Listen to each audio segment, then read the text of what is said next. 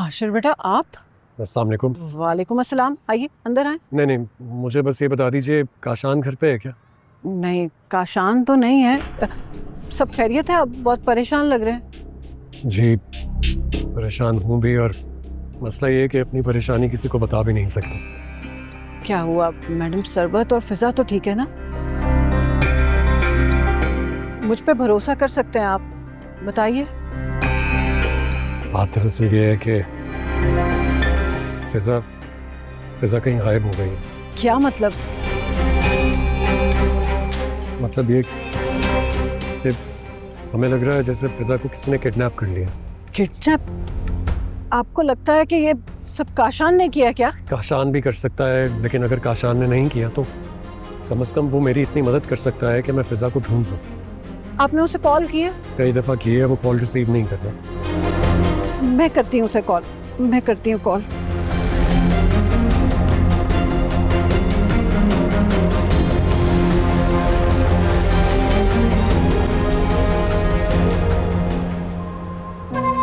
लगता है अपने घर में नींद बहुत अच्छी आई है। हाँ? तुमने कितने आराम से मेरी जिंदगी तबाह कर दी है। अल्लाह ना करे, अल्लाह ना करे। मैं तो तुम्हारी जिंदगी बनाना। तबाही और क्या होती है? अगर लड़की एक रात अपने घर ना आए, लोग हमेशा उसे शक की निगाह से देखते हैं। इसीलिए तो कह रहा हूँ कि शादी कर लो। कर लूंगी तुमसे शादी। सच्ची? तुम प्लीज जब एक बार मुझे घर जाने दो, मैं कर लूंगी तुमसे शादी काशान, लेकिन अपने घर वालों की मर्जी के बगैर नहीं। जाने दूंगा।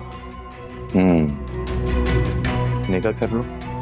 मैंने कहा ना, मेरे घर वालों की मौजूदगी में ही हो सकता है ये निकाह। तुम्हारे घर वाले मेरे लिए नहीं मानेंगे मेरी। मैं मना लूंगी, मैं मना लूंगी। तुम मुझे प्लीज एक बार घर जाने दो, मैं मना लूंगी उन्हें। ये रिस्क मैं नहीं ले सकता हूँ। ये रिस्क तुम्हें लेना पड़ेगा, क्योंकि मेरे घर वाले भी आराम से नहीं बैठे होंगे। और अगर मेरा भाई यहाँ पुलिस लेके आया तो मैं किसी सूरत तुमसे शादी नहीं करूंगी, चाहे मुझे उन दोनों के खिलाफ क्यों ना जाना पड़े। तुम मुझे जाने दो, मैं मना लूंगी उन्हें काशान, प्लीज। प्लीज मुझे सोचने का और टाइम दो।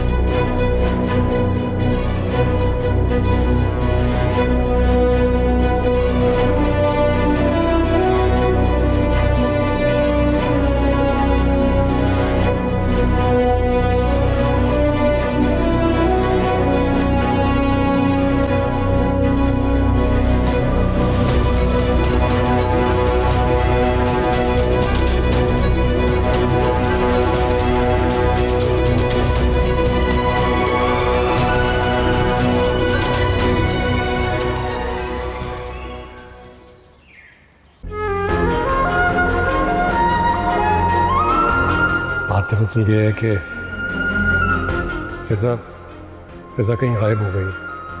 हमें लग रहा है जैसे फिजा को किसी ने किडनैप कर लिया। मुझे बतूल को नहीं बताना चाहिए। अगर उनको बतूल को बताना होगा तो खुद ही बता देंगे। शायद वो ये खबर बाहर नहीं निकालना चाह रहे।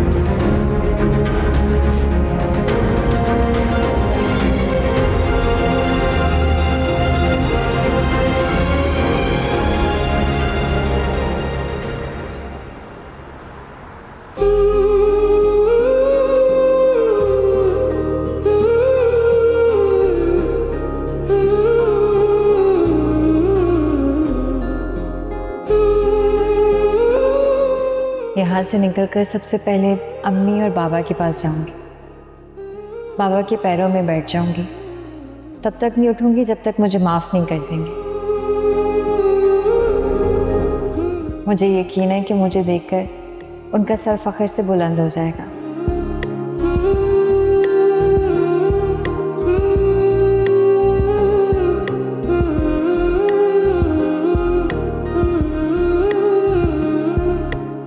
क्या सोच रही है मैडम? कुछ नहीं, पता ही नहीं चला वक्त कितनी जल्दी गुजर गया। शुक्र है गुजर गया, वो भी इतनी दुआओं के बाद। पता है, यहाँ आना मेरे लिए ख्वाब था और तुमसे मिलना एक इत्तेफाक। आई एम सो हैप्पी कि मुझे तुम जैसी दोस्त मिले। हाय, कहीं मुझे रोना ना आ जाए अपनी तारीफ सुनकर। चलो जल्दी से पैकिंग कंप्लीट करते हैं। हमारी पैकिंग हो गई? हाँ, मेरी कंप्लीट हो चुकी है।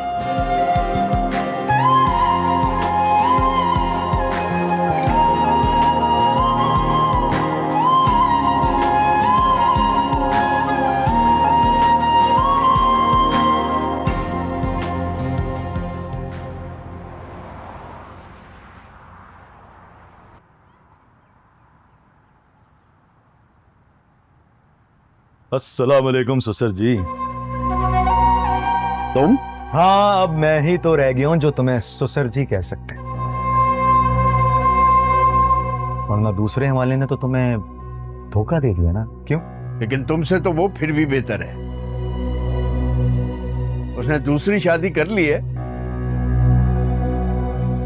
लेकिन इंसानियत का दामन हाथ से नहीं छोड़ा।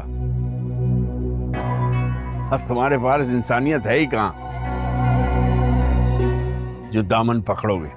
अरे अभी तुमने हैवानियत देखी कहां है ससुर जी? इससे पहले कि मैं हैवानियत पे उतरूं, ये जो तुम्हारा इतना बड़ा स्टोर है ना,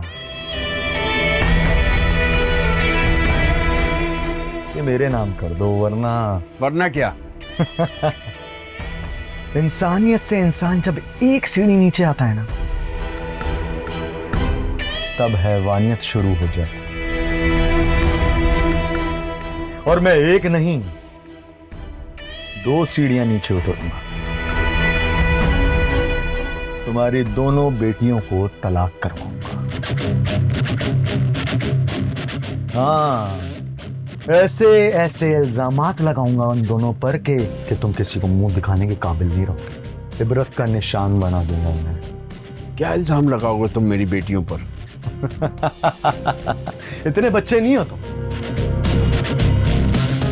अरे आपने क्यों रख गए ससुर जी? अभी इल्जाम लगाया थोड़ी। अंदाजा लगा सकते हो मैं काशान हूं और किस हद तक जा सकता हूं। काशान? बस बहुत हो गया। अगर तुमने मेरी बेटियों को बदनाम करने की कोशिश की ना, तो मैं तुम्हें जिंदा नहीं छोड़ूंगा। जो काम करना है ना ससुर जी, काम करते रहो।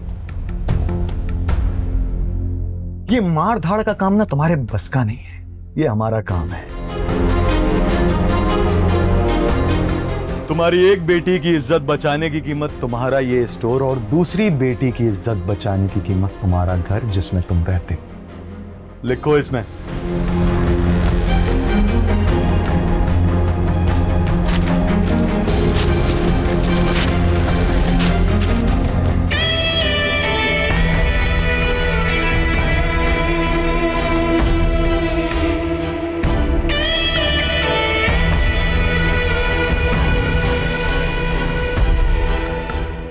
तुमने ना ये पेपर नहीं फाड़ा है, बल्कि अपनी इज्जत की धज्जियां उड़ाई हैं। तुम्हारी इज्जत का ऐसा जनाजा निकालूंगा मैं